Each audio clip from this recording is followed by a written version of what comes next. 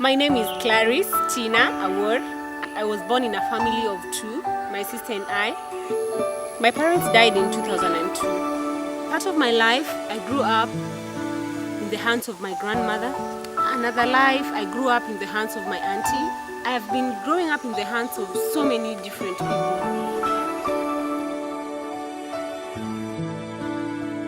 In 2005, I realized I was HIV positive when I was taken to the hospital, and this news was told to me by a nurse. This is after I was getting sick on and off. I could not stay in school most of the time. When I was taken to the hospital and I was diagnosed with the HIV/AIDS, I was started on ARVs, and I think that is what has been keeping me going to date. So it has been very difficult for me to, convince the community that I am HIV positive. I am 25 years old and I got this disease from my parents. Most of them feel that, she's promiscuous, she's sleeping around with other people. I've passed through challenges like even other parents giving me as an example to their children that, if you keep on walking up and down with this man, you're going to end up like Tina Claris. It's so painful to me, but that is a challenge that I've learned to overcome as days go by. Another challenge, like when I was growing up into primary school, is disclosure. When I was told my HIV status, I was given these ARVs to take, but I was still very young. There was nobody to tell me that, these are your ARVs, you should take them every day. If you don't take them, this and that will happen. You find that, of course I was told this at the hospital, but as a young girl growing up, I've realized now that age, the way I was young, these kids still need someone to reinforce for them. Still need someone to follow them up. Did you take your drugs? Are you okay?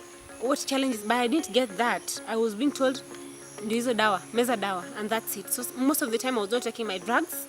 I was going without them for a long time. Sometimes I just bring them, dump them there, create a heap there. So in secondary school, just like everyone knows, there's bullying, and it was very difficult for me to take my ARVs. I was getting low sometimes, feeling like committing suicide. I actually tried suicide most 2 to 3 times because I was feeling that, the sun is going down in my life and there is no one who is there for me. Yeah.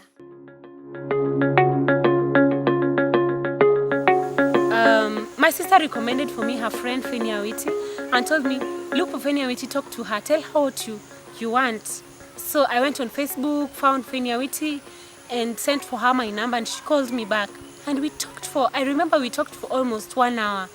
And she encouraged me that, of course I know you're failing treatment, but you can still do it. Try and keep time, try and eat well, try and keep yourself out of stress, because it can still work. So I was telling myself, so if any which have told me that my first line regimen can still work, I can tell my clinician to hold on to changing my drugs. So I went back to the hospital and asked, Dr. Kevin, I need to stick to my first line. Let me just do it again. Let's try. So Dr. Kevin was so kind to me. He actually agreed for 3 months.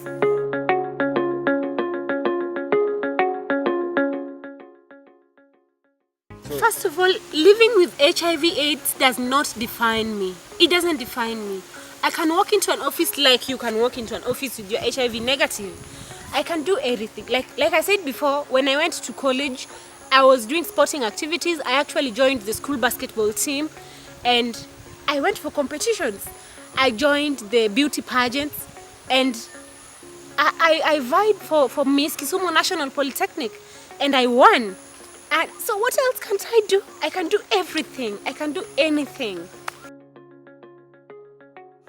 Just like I said before, I'm Tina Claris and I'm HIV positive.